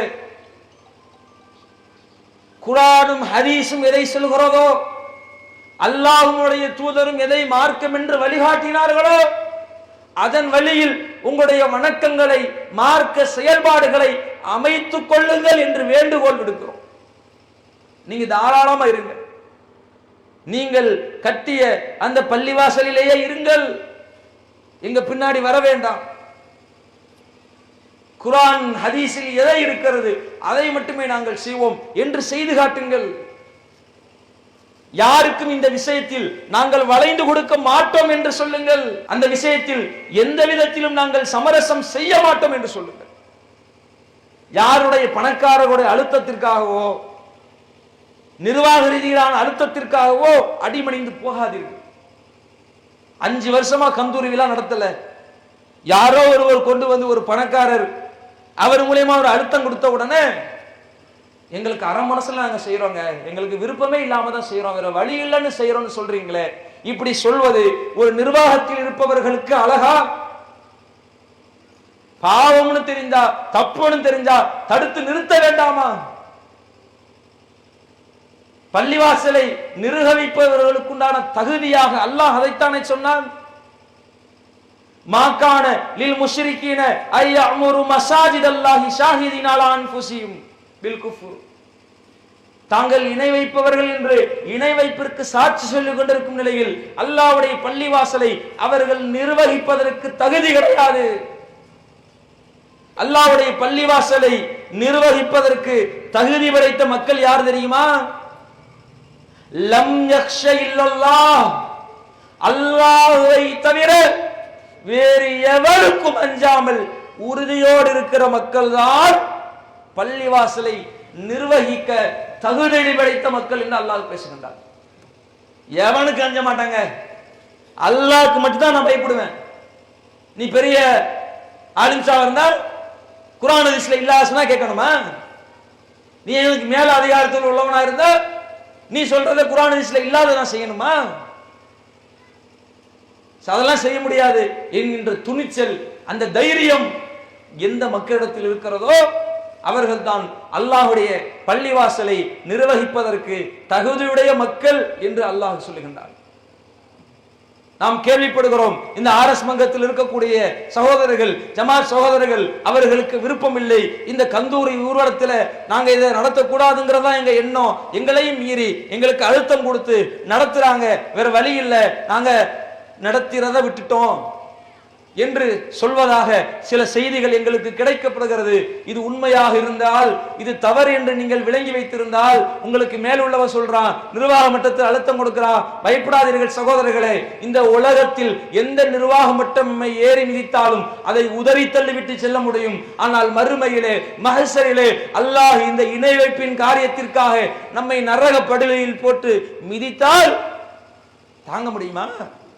தப்பிக்க முடியுமா? எதற்கு எதிராக நீங்கள் குரல் கொடுக்க போகிறீர்கள்? உங்களுடைய குரல் எதற்காக இருக்க போகிறது என்பதை நீங்கள் தீர்மானித்துக் கொள்ளுங்கள். அழுத்தம் கொடுக்கிறான், பிரஷர் பண்றாங்கிறதுக்காக வழிகேட்டிற்கு, அசத்தியத்திற்கு நீங்கள் துணை போய் விடாதீர்கள் சகோதரர்களே. சிந்தித்து பாருங்கள், நெஞ்சத்தில் கை வைத்து கேட்டு பாருங்கள். உங்க வீட்டுக்குள்ள ஒருத்தன் வர்றான், திடீர்னு உள்ள பூந்துட்டான், என்ன பண்ணுவீங்க? எடு, கட்டை எடு, கம்பு எடு, ஏதாவது கொஞ்சம் பயமா இருந்துச்சா அருவாளை எடுங்கிற அளவுக்கு போவோமா இல்லையா? ஒரு நாகரிகம் தெரியுதுல்ல, நம்ம வீடா இருந்தாலும் அனுமதி கேட்டுட்டு தான் உள்ள வரணும், அத்துமீறி உள்ள வர முடியாது. உங்க வீட்டுக்கே இந்த நிலையை நீங்க பாப்பீங்கன்னா, அல்லாஹ்வுடைய மார்க்கத்துல, அல்லாஹ்வுக்கு மட்டுமே சொந்தமான இந்த வணக்கங்கள்ல அல்லாஹ் சொல்லாத, மார்க்கத்தில் இல்லாததையெல்லாம் மார்க்கம் என்று மாற்றினால் இது அல்லாஹ்வுடைய அதிகாரத்தில் தலையிட்டதாக ஆகாதா? அல்லாஹ்வுக்கு கோபம் வராதா? அல்லாஹ் பேசுகிறான், அலா லில்லாஹி தீனுல் ஹாலிஸ், இந்த மார்க்கம் அல்லாஹ்விற்கு மட்டுமே சொந்தமானது. இதுல உரிமை கொண்டாடுவதற்கு தூதருக்கு கூட அதிகாரம் இல்லை. ஒன்றை ஹலால் என்றோ ஹராம் என்றோ, ஒன்றை வணக்கம் என்றோ ஒன்றை வணக்கம் இல்லை என்றோ, ஒன்றை செய்ய வேண்டும் என்றோ செய்யக்கூடாது என்றோ எதை சொல்வதாக இருந்தாலும் எனக்குத்தான் அந்த அதிகாரம் என்கிறான் இந்த இறைவன். எனக்குத்தான் இந்த மார்க்கம் சொந்தம், இதில் நான் சொல்வதுதான் மார்க்கம் என்று அல்லாஹ் சொல்லி இருக்க, மார்க்கத்தில் இல்லாதவைகளை எல்லாம் மார்க்கம் என்ற பெயரில் செய்து கொண்டிருக்கிறீர்களே, இது அல்லாஹ்விடத்தில் கோபத்தை பெற்று தராதா? சிந்தித்து பாருங்கள் என்று சொல்கிறோம். இதை சிந்திக்காதவரை இந்த சமூகத்தில் இருக்கக்கூடிய இந்த வழிகேடு இருந்து கொண்டே இருக்கும். அல்லாஹ்வின் மீது அச்சம் கொண்ட, கடுகள வேணும் பயம் கொண்ட மக்கள் இதை சிந்திப்பார்களானால் இந்த வழிகட்ட தர்கா சமாதி வழிபாட்டிலிருந்து விலகி வருவார்கள். மார்க்கத்திற்கு புறமான இந்த மௌலிது பாடல்களை விட்டும் விலகி வருவார்கள். இஸ்லாத்திற்கு எதிரான, இஸ்லாத்திற்கு கடுகளவும் சம்பந்தம் இல்லாத இந்த கந்தூரி விழா போன்ற அனாச்சாரமான பாவமான காரியங்களை விட்டு விலகி வருவார்கள். சொல்வதை நாங்கள் சொல்லிவிட்டோம், சிந்திப்பதற்கு நீங்கள் தயாரா என்பதுதான் உங்கள் முன்னால் இருக்கக்கூடிய விஷயம். அல்லாஹ்விடத்தில் நாளை நீங்கள் குற்றவாளியாக, நரகத்திற்குரியவர்களாக மாறிவிடக் கூடாது என்பதற்காகத்தான் எங்களுடைய இந்த பிரச்சாரம் இருக்கிறது. இன்னும் இருக்கும், இன்னும் இருக்கும், சொல்லிக் கொண்டே இருப்போம். நீங்கள் மாறாதவரை எங்களின் பிரச்சாரம் இருந்து கொண்டே இருக்கும். பாருங்க எவ்வளவு மோசமா போயிட்டு இருக்கு பாருங்க. இஸ்லாம்ங்கிற பேர்ல எவ்வளவு அனாச்சாரமான கேவலமான காரியங்களை எல்லாம் செய்து கொண்டிருக்கிறார்கள் என்று பாருங்கள். எப்படி மோசமான பாவங்களை எல்லாம் சர்வ சாதாரணமாக செய்து கொண்டிருக்கிறார்கள் பாருங்க. கந்தூரி விழாவில் நடந்த கூத்து, இது மார்க்கமா? இது இஸ்லாமாங்க? புலி வேஷம் போட்டு குத்தாட்டம் போடுறது இஸ்லாமா? நெஞ்சத்துல கை வச்சு சொல்லுங்க. கலிமா வசனம் ஒவ்வொரு முஸ்லிம்கள்ட்டையும் கேட்கிறோம். அல்லாஹுவை இறைவன் என்று சொன்ன ஒவ்வொரு முஸ்லிம்களிடத்திலும் கேட்கிறோம். முகமது நபியை தூதர் என்று சொன்ன ஒவ்வொரு முஸ்லிம்களிடத்திலும் கேட்கிறோம். உங்கள் நெஞ்சத்தில் கை வைத்து கேளுங்கள், இது இஸ்லாமா? இதை சொல்லவா தூதர் வந்தார்கள்? இதை வழிகாட்டவா தூதர் வந்தாங்க? புலி வேஷம் போட்டு குத்தாட்டம் போடுறது இப்படிங்க மார்க்கமாச்சு? மரக்கட்ட ஒளியாங்க. மனுஷன் சரி இறைநேசர்னு சொல்றீங்க, நியாயம் இருக்கு. மரம் எப்படிப்பா இறைநேசராச்சு? அது இஸ்லாத்தை வந்து போதிச்சுச்சோ? இலைய உதிர்த்து விட்டு இஸ்லாத்தை பரப்புச்சோ? நியாயம் வேணாமா சகோதரர்களே? இங்க பாருங்க, பாத்திகா எதுக்கு? பாத்திகா பச்சை கொடி தொப்பி இருக்காங்களா? மரத்துக்கு மாலையை போட்டு துணியை சுத்தி பாத்திகா, இதைத்தான் இஸ்லாமா? இதைத்தான் ரசூலுல்லாஹ் சொன்னாங்களா? சிந்திக்க மாட்டீங்களா சகோதரே? இது நரகத்துக்கு கொண்டு போயிரும் சகோதரர்களே. இந்த அருமை முஸ்லிம் சமூகமே உங்களை அழித்து விடும், நாசமாக்கி விடும். உங்கள் மறுமை வாழ்வை படுகொலையில் நரகத்தில் தள்ளிவிடும். அந்த கவலையில் கண்ணீரில் தான் பேசிக் கொண்டிருக்கிறோம். இது இஸ்லாமான்னு பாரு. கந்தூரி கொடியேற்றத்தில் நடந்த கூத்து, என்னென்ன கூத்து நடக்குன்னு பாருங்க. தொழுகையில பள்ளிவாசல் என்று தொழ வேண்டிய சமூகத்தை கையிலேயே நெஞ்சுக்கு மேல ஏற்றி ஜட்டியை காமிச்சுக்கிட்டு ஆடக்கூடிய நிலைக்கு மாத்தினதுக்கு இந்த சந்தன கூடு பாருங்க. இப்படி குத்தாட்டம் போட வைக்கிறதா மார்க்கமா? இதுதான் இஸ்லாமா? சிந்திக்க மாட்டீர்களா? சிந்தித்து பாருங்கள், இதுதான் இஸ்லாமா? உங்க மேல வெறுப்புனால இல்லை, உங்க மேல கவலையினால. ஒரு தாய் ஒரு பிள்ளையின் மீது கோபப்படுவாள். ஏன்? அவள் செய்யற தவறு அவனுக்கு பாதிப்பாயிடுமோ என்ற நிலையில் கோபப்படுவார் ஒரு தந்தை, ஒரு தாய். அந்த நிலையில் தான் நாங்கள் உங்கள் மீது கோபப்படுகிறோம். இங்க நீங்கள் நரகத்துக்கு போயிடுவீங்களோ, நாசமாயிடுமோ, உங்க மறுமை வாழ்வு கேள்விக்குறியாயிடுமோ என்று கவலைப்படுகிறோம். தொழுகையில சஃபூல நின்று கைகளை கட்டி ஒழுங்கான ஆரோக்கியமான முறையில் நாகரிகமாக தொழக்கூடிய சமூகத்தை கந்தூரி சந்தனக்கூடுங்கிற பேர்ல ஜட்டி தெரிகிற மாதிரி ஆட்டம் போட வைக்கிறான். இப்படி ஒரு சமுதாயம் உருவாகினால் நம்முடைய சமூகத்தின் நிலை என்னவாகும் சகோதரர்களே? ஜட்டி நாயகம் அவுலியா கதை கேட்குறீங்களா? இதோட முடிச்சுக்குவோம். ஜட்டி நாயகம் அவுலியா நான் சொல்லல, பாருங்க. அந்த மக்கள் மதிக்கக்கூடிய ஒரு ஆலிம் பேசுறார். நசீருத்தீன் சிராக் தஹ்லவின் அடங்கிய டெல்லியில் அடங்கிக்கிறான். அவுல ஹலிஃபா குத்துபு சையீத் முகமது ஹாஜா பந்தே நவாஸ், சையீத் முகமது ஹாஜா பந்தே நவாஸ் அவுலியா. உமா புள்ள பிறகு டெல்லி டைம் உட்காந்துட்டியா, திடீர்னு சின்ன பிள்ளை பஞ்சம் முழுங்கா, பஞ்சம் முழுங்க, இவ பார்க்குறா இங்கே பஞ்சம் முழுங்கவா. அம்மா நான் தான் பேசுகிறேன் பவுத்துக்குள்ளேருந்து, கொஞ்சம் காட்டன் பஞ்சு பஞ்சு முழுங்குங்க. உங்களோட புள்ள தான் பேசுகிற ஒளி சத்தம் வருது. உடனே பஞ்சு அப்படி முழுங்க தண்ணியில் நினச்சி முழுங்குறான். உள்ளே பெற நேரத்தை கவர் பண்ணி என்ன உறுப்பெல்லாம் கவர் பண்ணி ஜட்டியோட பிறக்கிறா ஹாஜா சையீத் முகமது பந்தே நவாஸ். அது போல சொல் ஹாஜா சையீத் முகமது பந்தே நவாஸ் எப்படி பிறந்தாரு? தாய் வயிற்றுக்குள்ள இருக்கும்போது சவுண்டு கேட்டுச்சா, பஞ்சம் முழுங்கு பஞ்சம் முழுங்கு. என்ன பஞ்சம் முழுங்கு பஞ்சம்? உள்ள இருந்து பேசுறேன், உன் புள்ளதான் பேசுறேன், பஞ்சம் முழுங்கு பஞ்சம் முழுங்கு. தண்ணியில பஞ்சம் முக்கி முழுங்கினாங்களாம்.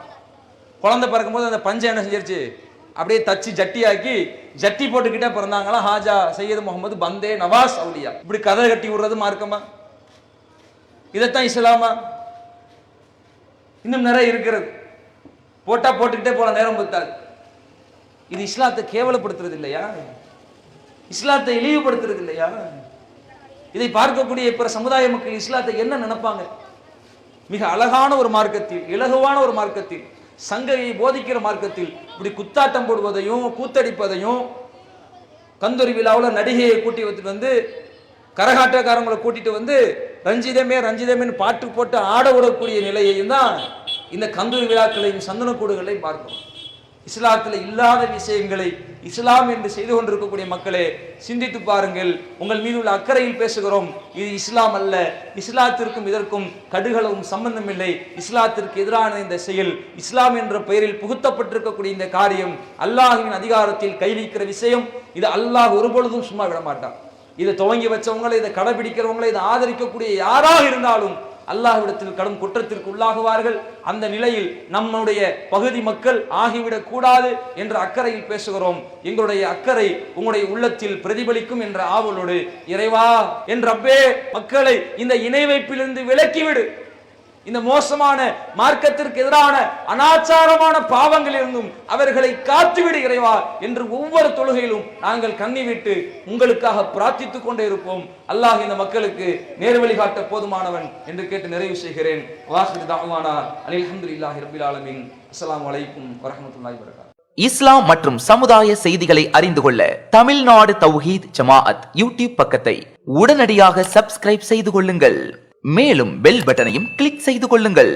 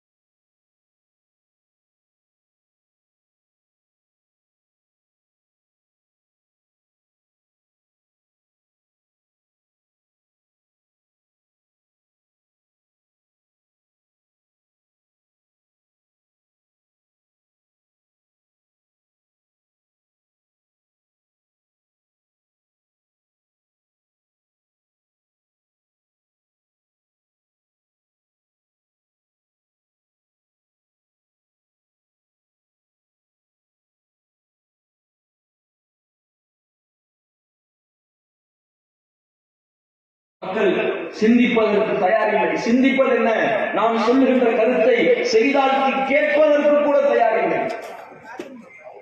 அவர்கள் கொண்டிருக்கிற அந்த தர்காக்கள் மீது கொண்டிருக்கிற பக்தி அவர்களை கேட்க விடாமல் தடுக்கிறது, சிந்திக்க விடாமல் தடுக்கிறது. இதை சிந்திப்பார்களானால் இந்த தர்காவை விட்டு விலகி வருவார்கள். இல்லை இல்லை, விலகி வருவது மட்டுமல்ல,